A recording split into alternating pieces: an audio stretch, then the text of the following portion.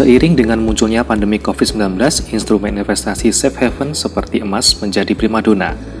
Hal ini karena emas mempunyai tingkat risiko rendah ketika perekonomian global tidak menentu seperti saat ini. Lalu, bagaimana proyeksi harga emas selama pandemik ini? Saham apa saja yang mendulang cuan dari emas?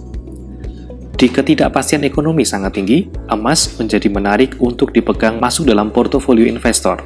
Itu karena emas merupakan instrumen investasi yang memiliki risiko kecil. Di ketidakpastian ekonomi yang sangat tinggi, emas menjadi menarik untuk dipegang masuk dalam portofolio investor. Itu karena emas merupakan instrumen investasi yang memiliki risiko kecil. Permintaan emas yang meningkat bisa dilihat dari harga emas yang terus meningkat sejak awal tahun. Prediksi harga emas yang terus meningkat pun bermunculan seiring dengan ketidakpastian kapan pandemik akan berakhir.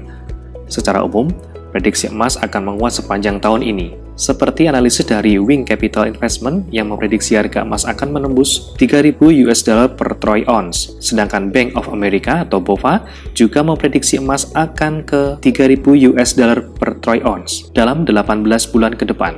Jika harga emas mencapai $3.000 per troy ounce, diikuti oleh kemudian lembaga lain pun ikut meramal harga emas global melebihi angka $2.000 per troy ounce. Gambar ini adalah perbandingan pergerakan harga emas dengan saham ANTM, PSAB, MDKA. Kita bisa lihat jika harga MDKA yang memiliki pergerakan saham yang selaras dengan harga emas. Jadi, jika proyeksi harga emas naik, maka harga MDKA yang akan bergerak selaras dengan harga emas atau akan naik juga. Berikut ini fundamental MDKA yang berdasarkan dari model bisnis.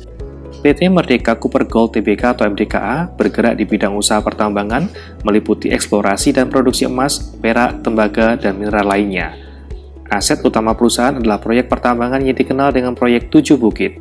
Dari total pendapatan MDKA, 97% hasil pertambangannya diekspor. Kedua, berdasarkan profitability dari tahun 2015 hingga 2019. Ketiga, berdasarkan liquidity dari tahun 2015 hingga 2019. Dan yang keempat, berdasarkan valuasi dari tahun 2015 hingga 2019. Saat ini, kami masih memantau pergerakan saham MDKA untuk saham Supertrade. Saat ini, MDKA masih cenderung bergerak sideways. Masih ada resisten di area 1400 yang bisa kita pantau. Tetap pantau real-time recommendation kami untuk mendapatkan update terbaru. Ingin tahu di mana saja peluang dan saham-saham potensial di tengah penurunan IHSG saat ini? Temukan jawabannya hanya di EM Trade. EM Trade adalah aplikasi yang memberitahu Anda beli jual saham apa, di harga berapa banyak boleh beli, manajemen risiko, dan bisa tanya-tanya sepuasnya. Daftar sekarang di emtrade.id. Salam profit!